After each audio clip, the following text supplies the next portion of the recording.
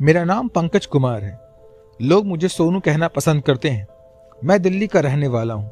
मैं हिमाचल में सोलन से 18 किलोमीटर दूर माधोपुर में स्थित हिमाचल कॉलेज ऑफ इंजीनियरिंग से कंप्यूटर साइंस की पढ़ाई भी कर रहा हूँ। मेरी पढ़ाई ठीक से हो सके इसलिए मैं हॉस्टल में ही रह रहा हूँ। आज मैं एक किस्से को शेयर करना चाहता हूँ जिसकी वजह से मैं और मेरे 3 दोस्तों की रातों की नींदें हराम हो गई। हर वक्त हमारे हॉस्टल के रूम में अजीबोगरीब घटनाएं होती रहती हैं। दिल करता है कि हॉस्टल ही छोड़ दें, पर यहाँ आसपास का इलाका इतना समृद्ध और विकसित नहीं है। कॉलेज के आसपास दूसरी कोई इतनी अच्छी हॉस्टल की सुविधा भी नहीं है, इसलिए पढ़ाई पूरी होने तक हमें यहीं इसी हॉस्टल में रहने के लिए हम मजबूर हैं। वास्तव में कहूँ तो इन सब का जिम्मेदार हम खुद चारों दोस्त ही हैं। आज ही मुझे याद है वह दिन जब विवेक ने रविवार को दोपहर में मैगी बनाई थी और उसने कहा कि आज कुछ तूफानी करते हैं। राजेंद्र और जितेंद्र पूछने लगे कि क्या करें कहो, तो विवेक बोला कि उसने इंटरनेट पर एक ऐसी वेबसाइट का पता किया है जिसमें खुदकुशी करके मरे हुए और अकाल मृत्यु से मारे गए लोगों की आत्मा को बुलाने का तरीका बताया गया है। मैंने जितेंद्र ने और राजेंद्र ने उससे पूछा कि आत्माओं को बुलाकर करेंगे क्या। विवेक ने कहा कि हम वीडियो रिकॉर्ड करेंगे और वास्तव में आत्मा का वीडियो बन गया तो रातों रात यूट्यूब पर अपलोड करके स्टार बन जाएंगे और वीडियो मोनेटाइज कर लेंगे तो उससे अच्छी खासी कमाई भी हो जाएगी। पूरे साल की पढ़ाई का खर्चा भी निकल जाएगा। विवेक की बातें सुनकर हम तीनों भी तैयार हो गए। हम चारों ने फौरन उस वेबसाइट के डिटेल्स ली, हैंडीकैप निकाला और आत्माओं को बुलाने का सारा तामझाम सजा लिया। अब हम लोग यह चर्चा करने लगे कि किसकी आत्मा को पहले बुलाया जाए। हम चारों दोस्त बॉलीवुड और टीवी के जबड़ा फैन हैं, तो हमने अमरीश पुरी और श्रीदेवी की आत्माओं को बुलाने का फैसला किया। हम लोगों ने यह सोचा कि उनकी मौत का रहस्य दुनिया के सामने उजागर होने से हमारा वीडियो इंटरनेट पर वायरल हो जाएगा, लेकिन किसे पता था कि आगे चलकर यह हमारी जिंदगी की सबसे बड़ी गलती साबित हो जाएगी। रात के ठीक 2 बजे पूरी सामग्री सजाकर मैं, विवेक, जितेंद्र और राजेंद्र तैयार हो गए। हम चारों ने एक छोटी सी मेज को जमीन पर रखा, उसके चारों तरफ घेर कर बैठ गए। मेज पर नींबू, नारियल और काले रंग का चावल की मदद से कुछ विचित्र सा आकृतियों बनाकर अलंकृत करके मेज के ऊपर सजावट किया।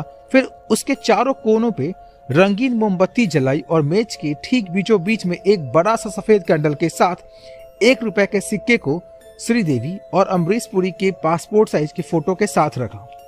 ऐसा करने के बाद हमने पहले श्रीदेवी की आत्मा को बुलाने के लिए मंत्रोच्चार शुरू किए। अचानक जलती हुई कैंडल बुझ गई। कैंडल के बुझ जाने से हम सभी के बदन में सुड़सुड़ी सी दौड़ जाती है। जितेंद्र फटाफट कैंडल को दोबारा प्रज्वलित करता है। फिर हम लोग एक साथ ध्यान केंद्रित करके श्रीदेवी की आत्मा का आह्वान करते हैं। तभी अचानक किसी लड़के के जोर जोर से रोने और कराहने की आवाजें आने लगी। हमारी धड़कनें तेज हो जाती हैं। माहौल में गर्माहट आ गई। वहां घोर अंधेरा छा गया। अचानक बिजली भी कट गई और पायल खड़कने की आवाज आने लगी। अचानक कमरे के अंदर का तापमान एकदम ठंडा हो गया और हमें ठंड महसूस होने लगी। हमने मुड़कर देखा तो एक काली परछाई हमारे पास खड़ी थी। कुछ भी बोलने का साहस हम जुटा नहीं पा रहे थे, इसलिए हम सभी की एक दूसरे से आंखों ही आंखों में बातें हो रही थी। हम लोगों ने उस तरफ से ध्यान हटाकर दूसरी आत्मा को बुलाने पर अपना ध्यान केंद्रित किया। अब हमारा जोश ठंडा हो चुका था, क्योंकि वह आत्मा अमरीश पुरी की तो लग नहीं रही थी। हमने उस परछाई से बात करने की कोशिश की, परंतु वह कुछ नहीं बोली, बस डरावनी आवाजें निकालती वहीं खड़ी रही। हमें लगा कि वह अपने आप वापस चली जाएगी। हम लोगों ने कैंडल के पास रखे सिक्के को मेज पर रखे श्रीदेवी की फोटो पर धीरे धीरे खिसकाते हुए एक साथ मंत्रोच्चारण करने लगे। पुनः श्रीदेवी की आत्मा का आवाहन करने लगे। काफी देर की कोशिश के बाद एक और परछाई सामने प्रकट हो गई। कुछ क्षण पश्चात ही दोनों परछाइयों ने अपने वास्तविक आकृति ले ली, परंतु दोनों में से एक भी ना तो श्रीदेवी जैसी थी और ना ही अमरीश पुरी जैसी। हमारे कैमरे में रिकॉर्डिंग अब भी चल रहा था। हम लोगों ने सोचा कि अमरीश पुरी की आत्मा से एक बार मोगैम्बो खुश हुआ और श्रीदेवी से हवा हवाई वाला डायलॉग सुनेंगे और कैमरे में रिकॉर्ड करके यूट्यूब पर वायरल कर देंगे। लेकिन हमारे किसी भी सवाल का जवाब उनमें से किसी भी आत्मा ने नहीं दिया। हमने बहुत पूछने की कोशिश की, लेकिन वो दोनों आत्माएं जिद्दी थीं। हम अब इस खेल से उबने लगे थे। मैंने सोचा कि अब इन आत्माओं को वापस भेज देते हैं, और जैसे ही कोशिश करने के लिए हाथ बढ़ाया तो उनमें से एक आत्मा ने मेरा हाथ पकड़ लिया, और जो हुआ उसे देखकर हमारी रूह कांप गई। वो दोनों आत्माएं विकराल प्रेत जैसी दिखने लगीं और अट्ठास मार के जोर जोर से हंसने लगीं। दोनों आत्माएं बहुत ही खौफनाक दिख रही थीं। एक आत्मा किसी नर की और दूसरा किसी मादा की थी। दोनों आत्माओं की दांतों से खून रिस रहा था और बड़े बड़े नाखूनों के साथ वो बहुत ही डरावने लग रहे थे। बोलो, हमें क्यों परेशान किया? बिना मतलब क्यों हमें यहाँ आने पर मजबूर किया?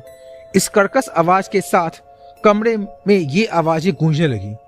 वो तो मैंने अमरीशपुरी और श्रीदेवी की आत्माओं का आवाहन किया था, लेकिन मैं डरे और सहमे आवाज में बोला, हम आत्माएं तुम्हारे गुलाम नहीं जो तुम्हारी मर्जी से आए। नर आत्मा ने तेज स्वर में कहा था।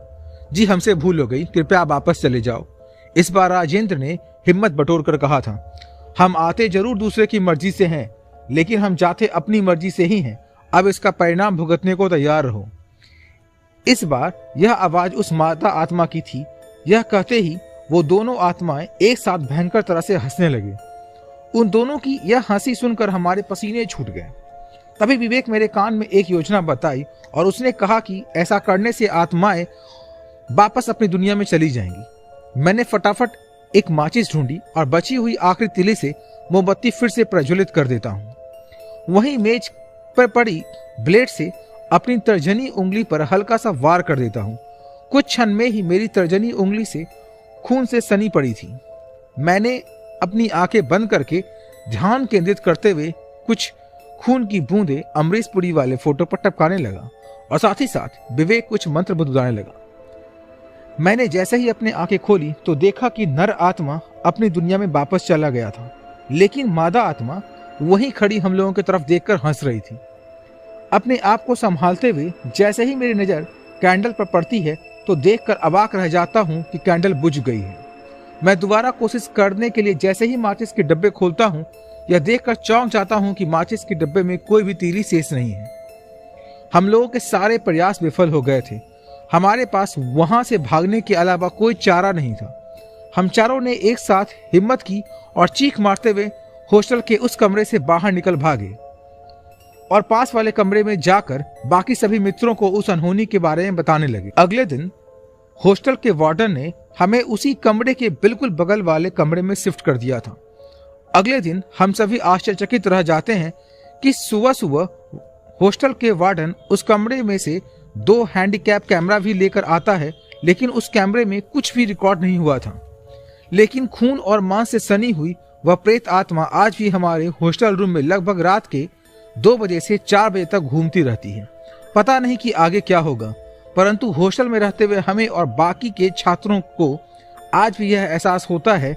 हर रात वो हमारे उस पुराने कमरे में जो बगल में ही है, उसी कमरे के कोने में खड़ी होकर रोती रहती है और कभी कभी चीख पुकार भी करती है। हमें समझ नहीं आ रहा था कि इस आत्मा को वापस कैसे भेजें।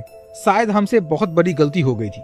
हमें परलोक में भटकने वाली आत्माओं से संपर्क करना ही नहीं चाहिए। हम चारों दोस्तों ने हमारे इस अनुभव से एक बात सीखा, ऐसा जरूरी नहीं कि जिस आत्मा का आवाहन किया जाए वही आएगी, और अगर किस्मत से वह आ भी गई तो जरूरी नहीं कि हमारे मर्जी से वापस चली जाए।